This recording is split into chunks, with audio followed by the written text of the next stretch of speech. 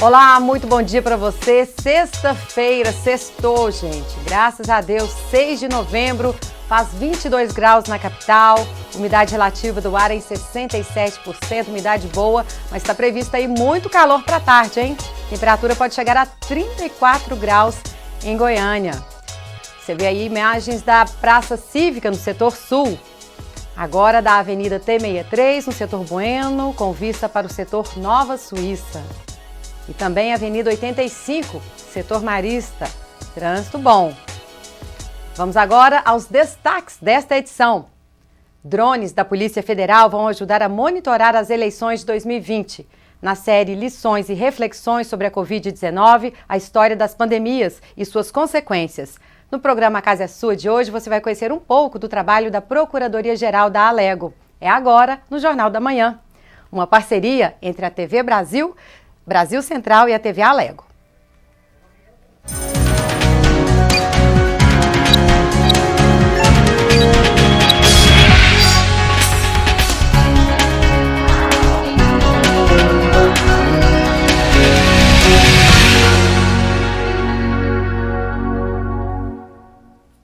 Olá, bom dia para você, seja muito bem-vindo ao nosso Jornal da Manhã, são 7 horas e 30 minutos. Nas sessões híbridas desta semana, 30 projetos de lei foram votados. Entre os projetos aprovados em definitivo, o que autoriza a abertura de crédito especial à Secretaria de Estado da Cultura, a Secult, já sancionado pela Governadoria do Estado. Um dos temas mais debatidos na casa nesta semana foi a prestação de serviços da Enel Distribuição. O deputado Amaury Ribeiro, por exemplo, foi incisivo. Da tribuna, ele apresentou áudios e imagens que comprovariam falhas no fornecimento de energia. Amaury quer a casa convocando um representante da Enel para dar explicações. Essa casa tem que tomar providências, aqui eu quero pedir aos senhores deputados, a comissão presidida pelo deputado Hamilton Filho, para que convoque a Enel o mais rápido possível nessa casa para prestar esclarecimento sobre o desfornecimento de energia aos produtores, aos empresários do estado de Goiás, por falta exclusiva, deputado Bertadá, de manutenção. Já o deputado Chico KGL cobra providências do Ministério Público Estadual sobre o relatório apresentado pela CPI da Enel. O relatório foi apresentado em dezembro do ano passado na casa e o deputado fazia parte da CPI. Vai completar um ano que nós finalizamos o trabalho, da nossa CPI, concluímos com muito trabalho, visitando, acompanhando, ouvindo empresas, os produtores, e nós não tivemos ainda nenhuma resposta do Ministério Público. E continuam os problemas ainda no nosso estado. É por esse motivo que nós queremos uma explicação do Ministério Público para a gente poder estar cobrando mais da Enel. Ainda da tribuna, o deputado Amaury Ribeiro também fez duras críticas às indústrias de laticínios. Segundo ele, produtores de leite em Goiás devem liderar movimento nacional contra os fabricantes. Tem um projeto tramitando nessa casa, no governo do estado e também a nível federal, proibindo supermercados e estabelecimentos que forneçam essa gordura que se diz queijo e não tem nada de leite nela, aos consumidores sem o devido aviso prévio. Tipo, um rótulo, uma barra de queijo, que você compra achando que é queijo e não é uma gordura vegetal modificada. Vai ter que ter especificado na prateleira. Isso não é queijo, é gordura vegetal de preferência. Faz mal à sua saúde. Entre os projetos aprovados em definitivo na semana, destaque para o que cria a Delegacia Especial de Atendimento ao Turista na região das Águas Quentes. O presidente da Casa, deputado Lissauer Vieira, comentou em entrevista os trabalhos parlamentares em tempos de pandemia e de eleições municipais. Nós vivemos um período muito difícil, Naturalmente, por conta da pandemia, nós teremos uma abstenção, um não comparecimento à urna maior que normalmente seria numa situação normal, mas eu acho que nós precisamos primeiramente conscientizar as pessoas e a população do voto consciente, do voto certo, do voto bem pensado, para não sofrer por 4 anos. O processo democrático é isso. As cadeiras agora de prefeitos, vice-prefeitos e vereadores, elas estão em disputa, estão vazias. Vai depender da população, de cada um, do voto consciente, que vai eleger os seus representantes. E esses representantes eles podem ser os melhores possíveis, como podem ser também os piores se a população não tiver a consciência do voto certo, do voto seguro, não cair em fake news, não vender o seu voto, ter o voto seguro como todos fazem essas campanhas durante o período eleitoral. Então eu acho que nós estamos vivendo um momento de crescimento da democracia no nosso país, de fortalecimento dessa democracia, mas depende muito do cidadão e das pessoas que vão participar das eleições. A próxima reunião ordinária vai ocorrer no próximo dia 17 e já constam 55 processos em pauta. Radiodifusão comunitária, tema de projeto de lei de autoria do deputado Vinícius Cirqueira. A proposta foi apreciada e aprovada pela CCJ, Comissão de Constituição, Justiça e Redação, desta semana. Confira. De acordo com a Lei 9.612 de 1998, o serviço de radiodifusão comunitária é caracterizado pela radiodifusão sonora em frequência modulada, operada em baixa potência e cobertura restrita, ou seja, destinada a determinada comunidade, bairro ou vila. A Lei 9.612 estabelece ainda que a autorização para a exploração desse serviço será concedida a fundações e associações comunitárias sem fins lucrativos e com sede na localidade de prestação do serviço. A autorização tem validade de 10 anos. Dados do Ministério das Comunicações mostram que em setembro do ano passado havia no país 4.632 rádios comunitárias, 218 delas em Goiás. É com foco nessas rádios que existem no estado que o deputado Vinícius Cirqueira propôs um programa de fomento. A matéria, aprovada pela CCJ em 3 de novembro, prevê a seleção de projetos para serem financiados. Poderão se inscrever entidades que já tenham a autorização para a exploração da radiodifusão comunitária. A matéria segue agora para votação em plenário. E no programa A Casa é Sua de hoje, você vai ver um pouco do trabalho da Procuradoria-Geral da Assembleia Legislativa. Eu e o cinegrafista Rodrigo Melo estivemos por lá. Vamos ver?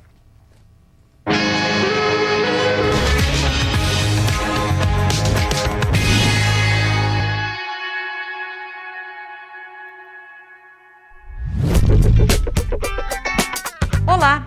O programa A Casa é Sua de hoje vai conhecer a Procuradoria-Geral da Assembleia Legislativa de Goiás, que é um órgão subordinado diretamente à presidência da Casa. Vamos lá? Olá, a gente começa aqui pela recepção. Esse aqui é o Jair. Obrigada, Jair, por nos receber aqui. Já havíamos agendado, né? Perfeitamente. Sejam muito bem-vindos à Procuradoria-Geral da Assembleia. O programa A Casa é Sua de hoje quer conhecer um pouquinho mais do trabalho da Procuradoria. O que a Procuradoria da Assembleia faz? Qual que é a atribuição? A Procuradoria é um órgão ligado diretamente à presidência e a principal atribuição da Procuradoria, conforme a Constituição Estadual, é fazer a consultoria jurídica e a representação judicial da Assembleia Legislativa. E além de representar judicialmente a Casa, né, a Procuradoria também tem a função de esclarecimento jurídico a todos os funcionários aqui e até mesmo resolver problemas internos, processos internos. Sim, é isso. Aqui a Procuradoria ela é composta, né, por a Procuradoria-Geral, tem a nossa seção legislativa, a seção administrativa, a seção judicial e a seção de controle externo. Então, todo esse conjunto de órgãos, eles são responsáveis, não é, para poder oferecer à Casa, naquilo que a Casa precisa, desse assessoramento jurídico, todo esse aporte, em todos, tudo aquilo que envolve, né, aqui as atribuições da Assembleia Legislativa. Bom, e para facilitar o trabalho, gente, a Procuradoria ela é dividida em algumas sessões, a gente vai conhecer algumas delas agora com o Dr. Murilo nos ajudando. Vamos lá? Vamos lá. Essa é a sessão administrativa. Conforme eu falei para vocês, cuide nos processos administrativos da Casa. A sessão administrativa ela lida com todos os processos dos servidores da Casa. Então, são os processos de pensão, aposentadoria, férias. está havendo revezamento para evitar aglomerações. Sim, daí a gente tem feito uma escala, um rodízio, né? E os procuradores, para não haver aqui uma grande quantidade de servidores junto, para respeitando as regras, né, de aglomeração, é feito um rodízio e os procuradores vêm conforme uma escala que foi montada. Essa já é a sessão de assuntos judiciais. Qual que é a atribuição desta sessão? A sessão de assuntos judiciais, ela faz a defesa judicial de todos aqueles processos judiciais em que a Assembleia é parte. Exemplificando, digamos que uma determinada lei estadual ela seja questionada aqui no Tribunal de Justiça ou no Supremo Tribunal Federal. Então, essa sessão é responsável por fazer a resposta, né, a defesa da Assembleia nesse processo judicial e também nas demais demandas judiciais em que a Assembleia Legislativa for parte. Para coordenar isso tudo, gente, tem a Procuradoria-Geral. A gente vai dar um pulinho lá. Vamos lá? Vamos lá. Todo esse trabalho da Procuradoria é coordenado pela Procuradora-Geral, que é a Otávila. Como é que é coordenar esse trabalho e como está sendo hoje em dia aqui em plena pandemia 2020? Olha, o trabalho aqui é muito prazeroso. Hoje a gente conta com equipe de procuradores altamente qualificados. Então, quando o processo já chega a mim, já está totalmente definido e eles são muito competentes e muito disponíveis, né? Então, não temos dificuldade nenhuma em conduzir isso aqui e eu, particularmente, gosto muito do que faço. Das divisões aqui, judicial, administrativa e legislativo, qual que demanda mais? Todas têm uma demanda muito grande, mas assim, o que é mais imediato e é um trabalho que tem que ser feito assim, muito rápido, é a sessão legislativa, porque os deputados têm uma certa pressa para votar em sessão e tudo, então os procuradores não têm um prazo definido para atendê-los. Na administrativa a gente já tem um prazo, já é mais tranquilo, então, mas não quer dizer que tem menos trabalho do que nas outras sessões, entendeu? Judicial também demanda muito trabalho, temos também de controle interno, que tem nos finais de semestre tem uma grande demanda. Então, todas as sessões têm uma demanda muito grande.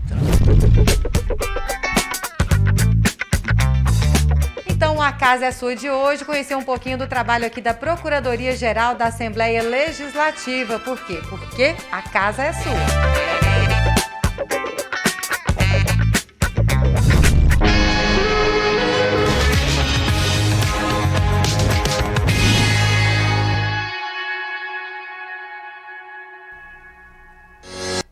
É isso aí, o programa Casa é Sua vai mostrar todos os departamentos aqui da Assembleia Legislativa para você. E a gente fala agora sobre os últimos preparativos para as eleições 2020. Quem fala com a gente ao vivo, direto do TRE, é a repórter Stephanie Fonseca.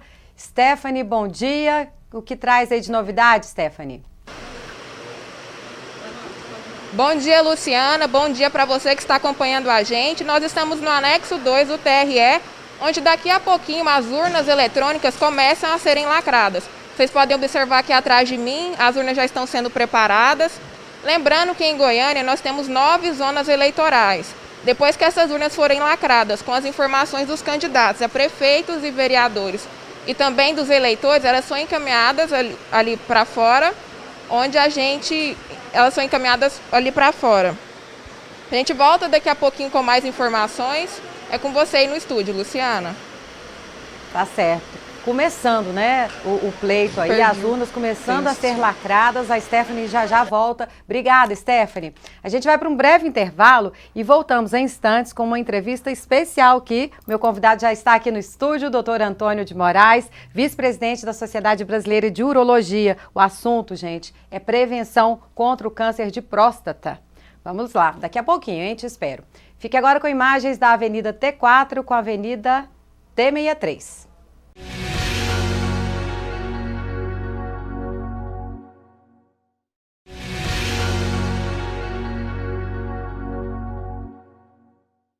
Jornal da Manhã está de volta, uma parceria entre a TV Brasil e a TV Alego. Entre os assuntos que ganharam atenção nas redes sociais esta semana, debate sobre o tema estupro. O mais comentado e com várias publicações foi o caso da Mariana Ferrer. O julgamento da influencer terminou com sentença inédita de estupro culposo. Não existe em lei. Confira a repercussão aqui na casa e acompanhe como tem sido tratado este tema no Legislativo. As hashtags Mariana Ferrer e Mari Ferrer não está sozinha estão entre as mais publicadas no Twitter desde terça-feira, quando o vídeo de uma audiência judicial foi divulgado. Nele, o advogado do empresário André de Camargo Aranha mostra fotos de Mariana e afirma: "Peço a Deus que meu filho não encontre uma mulher que nem você." De acordo com denúncia do Ministério Público de Santa Catarina, André Aranha estuprou Mariana Ferrer em 2018, em um clube de praia em Jurerê Internacional. O inquérito policial concluiu que o empresário cometeu estupro de vulnerável, mas em setembro deste ano ele foi absolvido. Durante a sessão de quarta-feira, em plenário, Amaury Ribeiro repercutiu o assunto.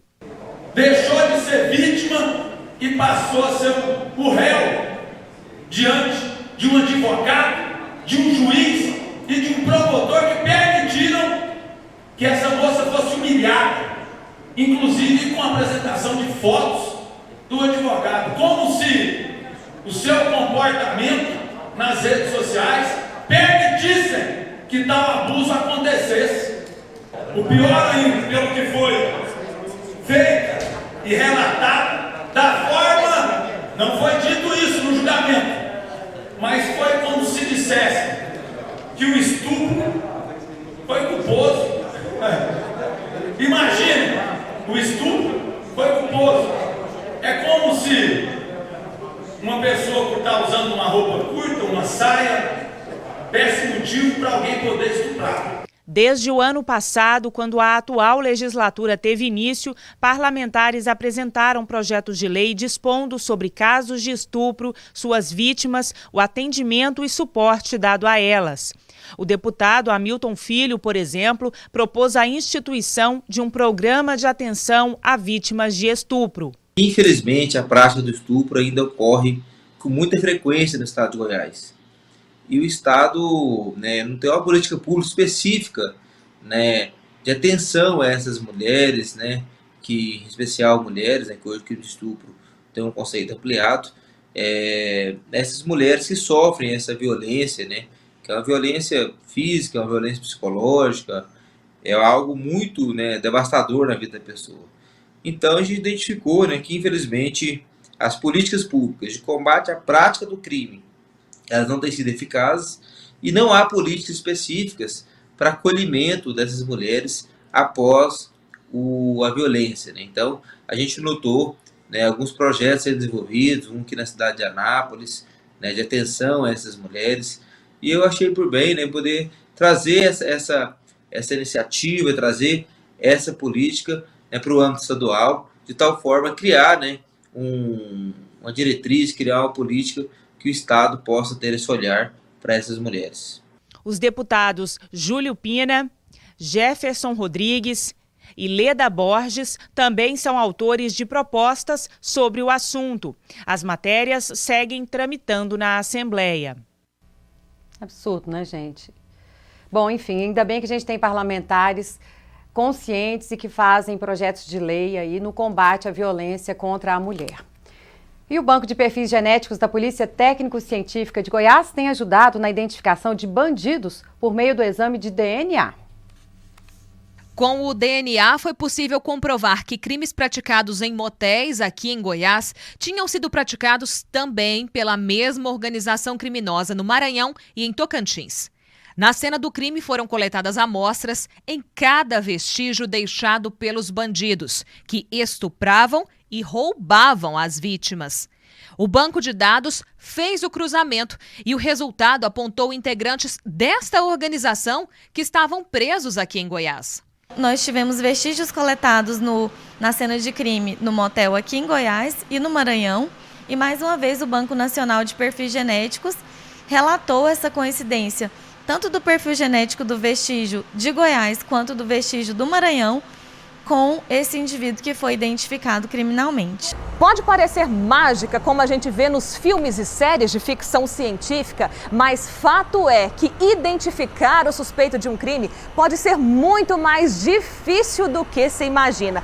E o trabalho que tem sido realizado pela Polícia Técnico-Científica coloca Goiás na vanguarda das investigações criminais. O banco de perfis genéticos só aumenta. Cresceu quase 1000% em 2 anos. E foi fundamental para identificar o maior estuprador em série de Goiás e um dos maiores do Brasil. Wellington Ribeiro da Silva, de 52 anos, foi preso em setembro do ano passado, suspeito de abusar sexualmente de 50 mulheres aqui em Goiás. A comprovação via DNA foi feita em 24 destas vítimas. Outro estuprador em série também foi preso a partir do cruzamento de dados da Polícia Técnico-Científica. Tinha estupro praticado por Fábio Dias da Silva em 2016, que não passou despercebido pelo analisador genético. E crimes praticados em Goiânia e Senador Canedo tiveram solução, com bandido preso. São o caso da Operação Ímpios, em que nós já temos 33 vítimas estupradas por um mesmo agressor, que foi um suspeito encaminhado pela Polícia Civil. Nós tivemos recentemente, agora em setembro, a Operação Predador, que foram 5 vítimas, e mais uma só por cromossomo Y, né? 5 vítimas pelo banco. Parabéns aí para a Polícia Técnico-Científica, usando a tecnologia no combate aos estupradores. E a saúde do homem ganha destaque no Novembro Azul. A Assembleia está nesta campanha deste mês e traz alertas e a necessidade de conscientização sobre os cuidados de prevenção ao câncer de próstata. Toque retal. Essa palavra ainda é tabu para muitos homens, mas para o Dr. Fabiano... Tem que ser superado, né? Uma coisa que não tem nada a ver a gente ficar preocupado com o tipo de exame, com o que vai ser feito. Isso a gente tem que superar, fazer o exame corretamente, seguir as orientações médicas para prevenir e cuidar o mais rápido possível, né, se for ter algum problema. Aos 59 anos, o dentista José Roberto já fez o exame 5 vezes e conta, é simples, rápido e ainda pode diagnosticar a doença no estágio inicial. Na verdade, é um exame simples, né? Pode ser detectado no início por um exame de sangue, que é o PSA, né? E nesse exame de sangue identifica se esse PSA está alterado ou não. O exame de toque é um exame tão rápido, mas tão rápido, que não há motivo para temor, né, para qualquer tipo de receio em fazê-lo. E outra, a detecção do câncer, ela é muito importante, porque a gente sempre sabe que detectando no início, nós teremos condição de tratar, né, e ter uma vida melhor, né? De acordo com dados do INCA, o câncer de próstata é o segundo mais comum entre os homens, ficando atrás somente do câncer de pele. Os homens negros, ou que têm o caso de câncer na família, são mais propensos a desenvolver a doença por uma questão genética. O Novembro Azul é comemorado mundialmente no dia 17. O objetivo é alertar para a prevenção e o diagnóstico precoce da doença. Hoje a gente sabe que o diagnóstico precoce do câncer de próstata, ou seja, ele numa fase bem inicial, a gente observa que a chance de cura é em torno de 90%. Então, claro, quanto mais precoce você diagnosticar o câncer, maior seria a chance de cura do paciente. Quais são as formas de prevenção? Bom, a prevenção, ela existe no Brasil, uma regra de os homens a partir dos 50 anos fazer pelo menos um exame anual do toque retal associado a um PSA, que é um exame de sangue, né? Claro, se você tem uma história familiar, um pai ou irmão, ou você tem da raça negra, paciente obeso, então tem uma propensão maior ao câncer de próstata. Então, a partir dos 45 anos, seria interessante também já iniciar esses exames.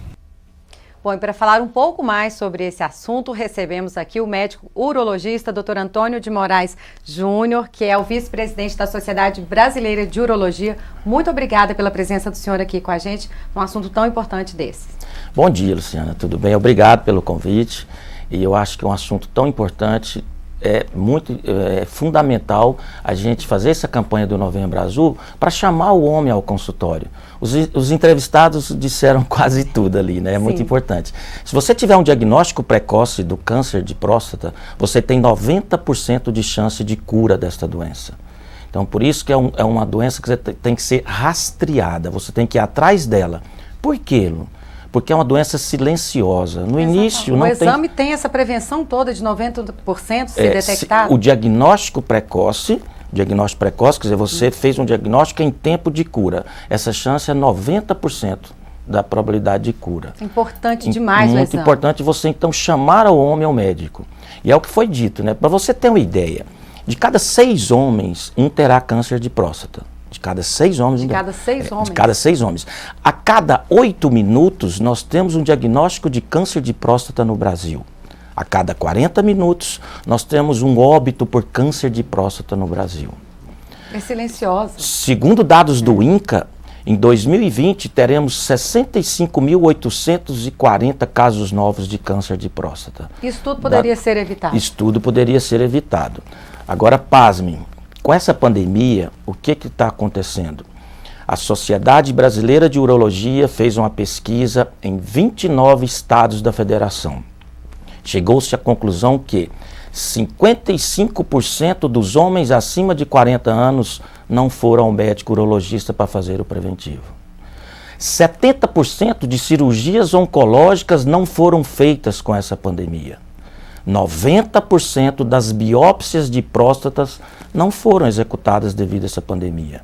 E 38% do exame chamado PSA, dito pelo entrevistado... Que é o de sangue, né, que doutor? É o de sangue, o PSA também não foi realizado. A respeito do toque retal, o toque retal é muito importante. É uma oportunidade que eu tenho de pegar na glândula. Se eu pudesse pegar no teu fígado, pegar no rim, examinar com a mão, é uma precisão muito importante. E esse exame, então, eu sempre digo que o paciente pergunta, doutor, tudo evolui, esse toque não vai evoluir, não vai acabar com isso? Eu digo o seguinte, o toque retal é indolor, dura apenas 10 segundos e eu tenho a chance de saber se tem nódulo com característica maligno ou se é simplesmente um tumor benigno. Isso através do toque retal associado ao PSA. Aí você vai ver se o paciente precisa da biópsia e a biópsia sim irá dar o diagnóstico definitivo do câncer de próstata. O exame de PSA, ele elimina a necessidade do exame de toque retal ou não? Essa pergunta tem que ter sempre, todos né? Todos os homens têm essa dúvida, meus colegas aqui têm. Não elimina. Um exame não substitui o outro, eles se somam. O PSA é confiável em 85% dos casos. O de sangue. O de sangue. 15% eu vou perder se eu não fizer o toque. E o toque não vai violar a masculinidade do homem. Então, respondendo a tua pergunta, o importante é fazer os 2 exames. Doutor, o que o homem tem que prestar atenção com relação ao seu corpo para evitar o câncer de próstata? Por exemplo, fatores genéticos, a gente viu na reportagem da Stephanie a questão da raça negra, parece que tem mais predisposição em ter essa doença. Tem outros sinais também que vão avisando, olha, pode ter alguma coisa errada? Sinais e sintomas não tem. Quando tem sinais e sintomas é porque o câncer já está numa fase avançada. Por exemplo, sangue na urina, dificuldade em urinar. A dificuldade de urinar, Luciana, significa um crescimento da próstata, mas não significa que é maligno. Então, quando a próstata cresce, que é a chamada hiperplasia, vai obstruir a uretra, que é o canal da urina. Essa obstrução leva aos sintomas, mas não quer dizer que é o câncer da próstata. Mas tem que ir no consultório. Tem que ir no consultório. Na fase inicial, que fique claro, na fase inicial, o câncer de próstata não traz sintomas. E 25% dos pacientes já chega na gente, assim, eu digo, perdeu a briga, já tem metástase, já saiu da próstata. Nós temos 3 tipos para classificar. Nós temos o câncer localmente, aquele confinado dentro da próstata, localmente avançado e o câncer metastático, que já tem lesões à distância, seja no osso ou seja em alguma víscera. Ou seja, quando aparecem esses sinais é porque o negócio já está meio caminho andado. Doutor, a gente agradece muito a participação do senhor aqui nesta campanha que a Assembleia entrou, né, com essa conscientização dos funcionários aqui, dos homens e também da comunidade. E o espaço está aberto aqui sempre, porque é um assunto que a gente sempre vai trazer. Muito obrigada ao doutor Antônio de Moraes Júnior, vice-presidente da Sociedade Brasileira de Urologia. Agradeço o honroso convite, um bom fim de semana a todos e muito obrigado. E vamos fazer o exame. Vamos fazer o exame. Tá certo, muito obrigada, Obrigado. doutor. Bom, vamos para um breve intervalo e daqui a pouco estamos aqui de volta com mais notícias do TRE e também uma matéria sobre a pandemia. Você fica agora com imagens da Avenida T63, na Praça do Chafariz.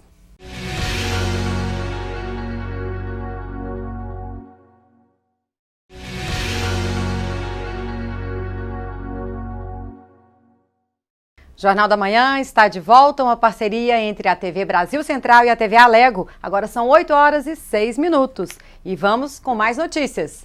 Bom, a gente fala agora com a repórter Stephanie Fonseca, que traz mais notícias lá do TRE sobre os preparativos, como estão aí as urnas para as eleições, e agora, dia 15 de novembro. Stephanie, é com você. Bom dia, Luciana. Bom dia para você que está em casa. É isso mesmo. Nós voltamos aqui do anexo 2 do TRE, onde a gente informou agora há pouco que hoje começa um lacre das urnas eletrônicas, onde tem as informações dos candidatos a prefeitos e vereadores e também as informações dos eleitores. E para falar sobre esse assunto de como funciona esse lacre e quais são essas informações, nós vamos conversar agora com Cleiton Melo, ele que é chefe da seção de suporte de informatização do TRE. Cleiton, muito bom dia para você. Quais são as informações que vão conter nessas urnas eletrônicas? Bom dia a todos. Nesse momento que nós estaremos lacrando as urnas eletrônicas, instalando nelas todo o sistema de segurança, bem como os dados de eleitores e candidatos que concorrerão a essas eleições.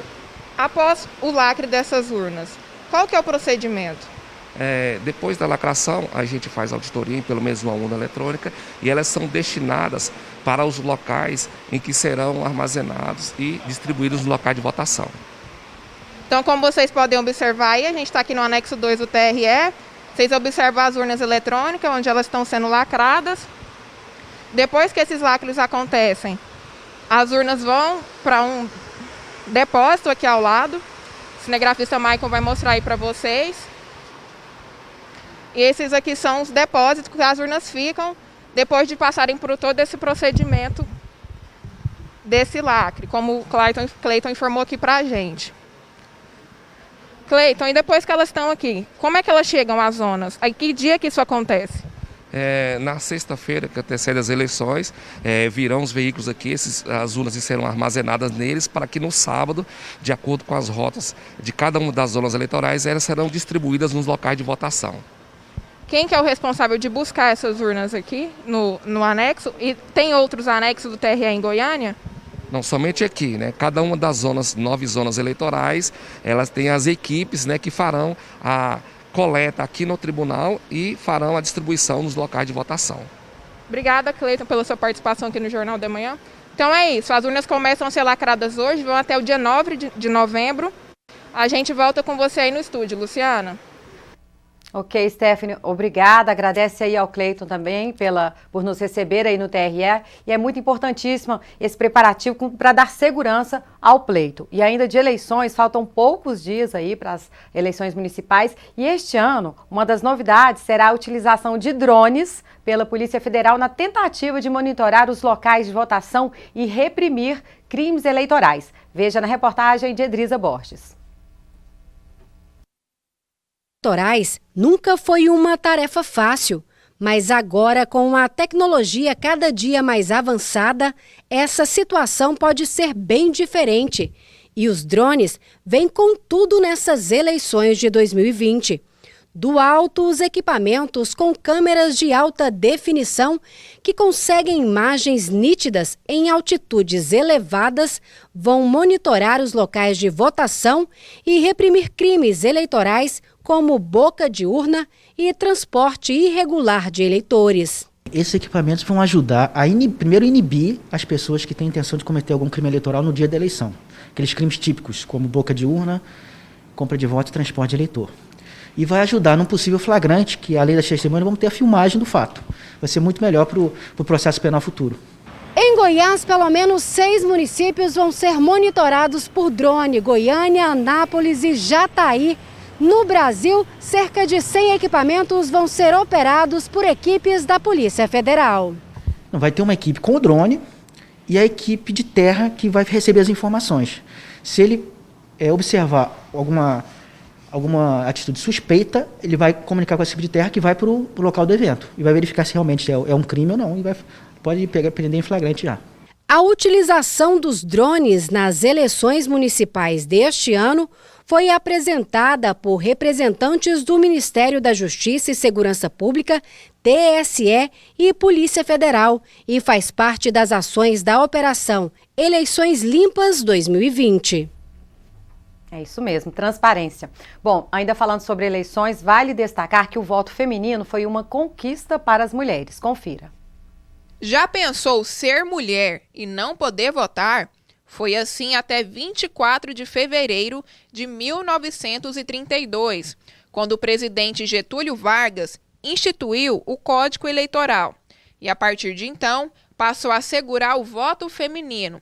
Porém, só mulheres casadas, com autorização dos maridos, e viúvas com renda própria podiam exercer esse direito. Essas barreiras só deixaram de existir em 1934, quando o voto feminino passou a ser previsto na Constituição Federal.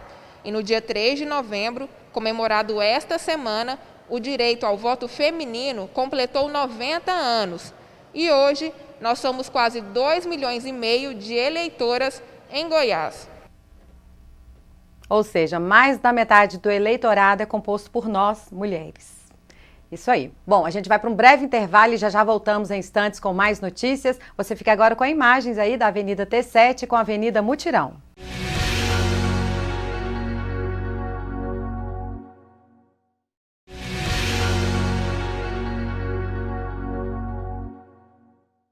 Jornal da Manhã está de volta, agora são 8 horas e 15 minutos, faz 24 graus, temperatura está esquentando e promete chegar a 34 hoje, hein? Bom, o entendimento sobre política e a participação da comunidade são necessárias para toda a nossa sociedade e faz parte do projeto Politizar, uma parceria da Alego e da UFG que aproxima a comunidade acadêmica das ações parlamentares e conscientiza sobre o importante papel da atividade política. Sobre o projeto Politizar, nós vamos agora conversar com a repórter Edrisa Borges, que está lá fora, com o coordenador deste projeto, que é o Lucas Ocado. Edrisa, bom dia para vocês. Bom dia, Luciana, bom dia para todo mundo. Olha só, este ano, por conta da pandemia de Covid-19, o projeto Politizar foi reformulado, está acontecendo em 2 etapas. A primeira etapa já foi finalizada e agora inicia a segunda etapa. Como você disse, é um projeto aí de iniciativa da Assembleia Legislativa em parceria com a UFG, Universidade Federal de Goiás. Eu vou conversar então com o Lucas, que é vice-coordenador do projeto. Lucas, bom dia para você. Como que está agora nesta etapa? Bom dia aos telespectadores. A primeira etapa consistiu do simpósio do Politizar e agora nós passamos para a segunda etapa, que é o treinamento com os simulandos acerca dos assuntos relacionados à rotina parlamentar, certo? E a elaboração dos projetos de leis, né? Então agora o próximo passo que os simulandos vão realizar vai ser a elaboração dos projetos de lei para serem discutidos durante a simulação. E na prática, como é que isso funciona? Explica para o telespectador como que é o projeto Politizar. O projeto Politizar ele pode ser classificado como um projeto de educação cívica, né, ou educação para a cidadania, que simula a rotina de um parlamentar, né, desde a elaboração do projeto de lei até as discussões, passando por todas as etapas, né, que um projeto de lei real passaria.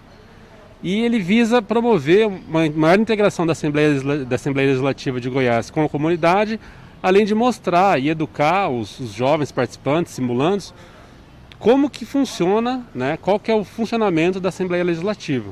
Né? Então o principal objetivo do Politizar é justamente aproximar a casa da população e também promover uma cultura cívica, né, ao ensinar os jovens como que um projeto de lei se torna uma lei efetivamente. Agora, este ano, por conta da pandemia de Covid-19, todo o Politizar está sendo transmitido de forma remota, de forma online. E na prática, como é que está sendo essa participação?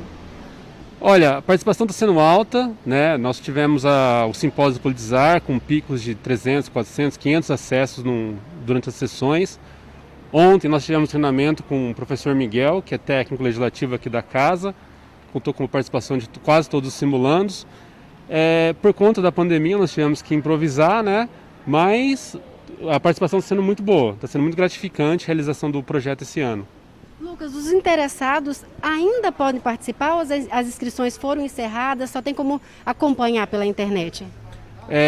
As inscrições foram encerradas, né, mas a gente vai lançar um edital de vagas remanescentes. O edital está para ser lançado, ou foi lançado ontem, ou está para ser lançado hoje ainda.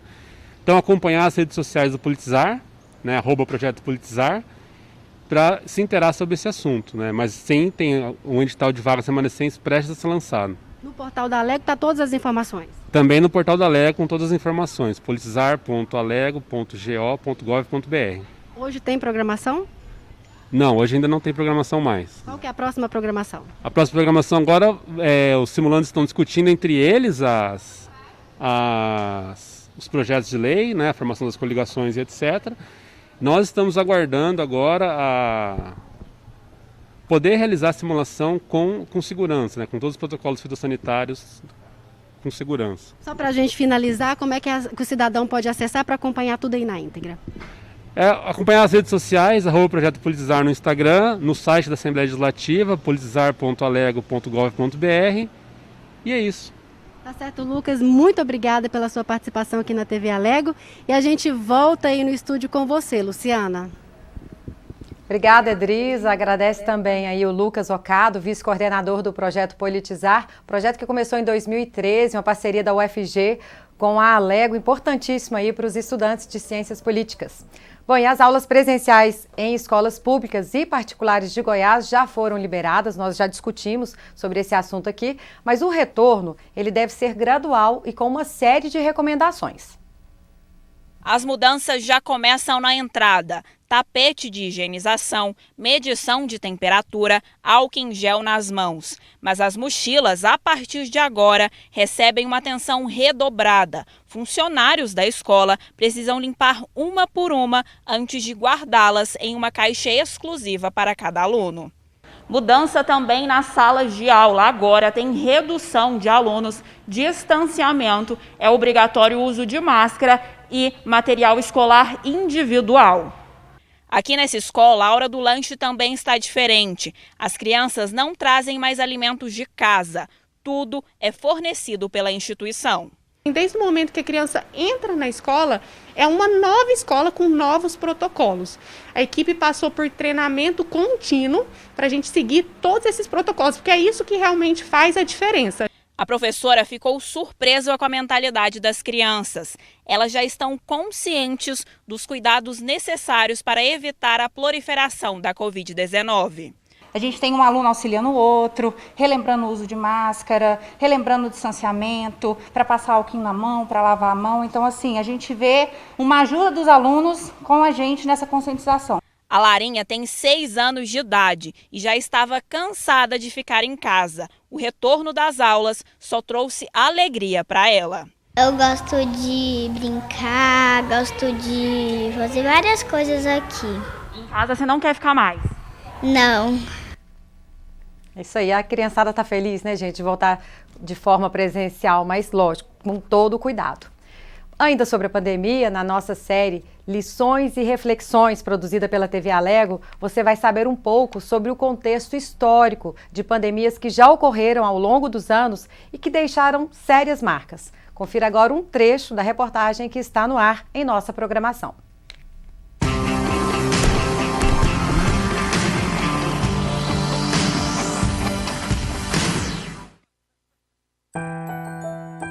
O ano era 1918. O mundo se reerguia das consequências cruéis da Primeira Guerra Mundial, que matou 20 milhões de pessoas.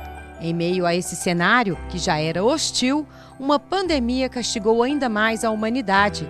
Uma mutação do vírus influenza deu origem à gripe espanhola, que pode ter dizimado 50 milhões de pessoas. Quase 1/3 dos habitantes do planeta foi contaminado. A doença se espalhou por todos os continentes. Passado um século, enfrentamos outra grande pandemia, a do novo coronavírus, que já contaminou e matou milhares de pessoas em todos os continentes. A história mundial nos mostra que de tempos em tempos as epidemias e pandemias aparecem, e com elas grandes consequências, além das trágicas mortes, mudanças socioeconômicas e políticas. A peste negra ou peste bubônica, por exemplo, do século XIV, marcou o fim do feudalismo e o surgimento do capitalismo. Depois da gripe espanhola, em 1918, uma grande recessão econômica castigou o mundo.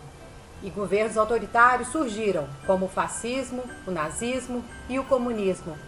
Mas por que isso aconteceu justamente no momento em que a sociedade mais precisava de ajuda? Em relação à peste negra, ao que tudo indica, ela surgiu em 1330 na Ásia Central e se alastrou pela Ásia, Mongólia, China, Rússia. Mais tarde, a doença acabou contaminando comerciantes genoveses que estavam no entreposto de Cafá, na Crimeia, região da Crimeia. E esses comerciantes genoveses voltaram para a Europa Ocidental, levando a doença. E outra coisa, a Europa Ocidental, naquele instante, século XIV, você disse muito bem na pergunta, a Europa Ocidental trazia um ambiente, um cenário propício para a propagação da peste negra. O cenário europeu acabou contribuindo para a difusão da doença. Agora, veja que interessante. A doença surge em 1330, na Ásia Central, entra na Europa em 1347, pela Sicília, 17 anos depois. O grande detalhe é que as rotas comerciais marítimas elas deram à peste negra características pandêmicas. Automaticamente, com essa maior circulação, com esse maior trânsito, as doenças tendem a se propagar mais rapidamente. É o caso da Covid-19, que já tem um poder de contaminação absurdo e emerge no século XXI, um século marcado pelo processo de globalização, de trânsito de pessoas, de circulação de pessoas a todo momento. São quantos voos comerciais por dia? São quantas pessoas indo e voltando por dia? Me refiro a países, a diferentes cidades.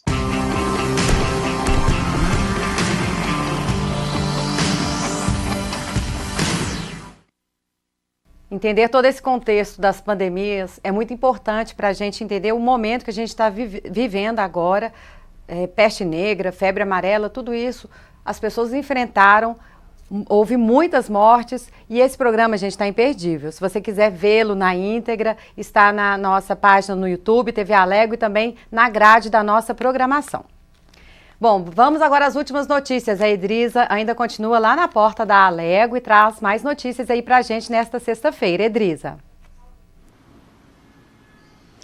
Oi, Luciana, estamos aqui de volta agora para reforçar a vacinação contra a poliomielite, que previne aí a paralisia infantil. A campanha foi prorrogada aqui no estado de Goiás para até o próximo dia 27, porque até agora apenas 40% das crianças foram imunizadas. Aqui no estado de Goiás, a meta é vacinar cerca de 366 mil crianças. A vacina pode ser aplicada a partir de 1 ano de idade até 5 anos. Então, muita atenção, pais, porque a vacina é segura e a responsabilidade é de vocês. Nós temos uma matéria completa no portal da Alego, você pode acessar e ter todas as informações. Agora, outro assunto, você tem dívida com a Saneago? Então, se você tem ou conhece alguém que tem, preste muita atenção. Aquela pessoa que ficou endividada aí por conta da pandemia, perdeu o emprego, não conseguiu pagar sua conta, de fevereiro até julho deste ano, vai ter um desconto grande se for à vista e também vai poder parcelar em até 12 vezes. Então, uma grande oportunidade, você não pode perder. Luciana. Tá certo, Edriza, obrigada. Importantíssima aí a vacinação contra a poliomielite. Vacina, gente, obrigatória, tá no calendário. Ou seja, tem que vacinar para todas as doenças. Se existe vacina, vamos vacinar. Bom, a gente vai ficando por aqui, sextou, a gente agradece a sua companhia, você que esteve com a gente até agora, aproveita aí o fim da tarde, o fim de semana, temperatura tá boa, previsão de chuva a partir de segunda, é bom para amenizar um pouquinho esse calorão, né, gente? A gente fica aqui agradecendo a sua participação com a gente, desejando esse fim de semana aí maravilhoso, uma parceria aí nossa, da TV Brasil e a TV Alego. Um ótimo fim de semana, continue com a gente, nossa programação. Vamos ficar agora com as imagens aí da Avenida Jamel Cecílio, Jardim Goiás.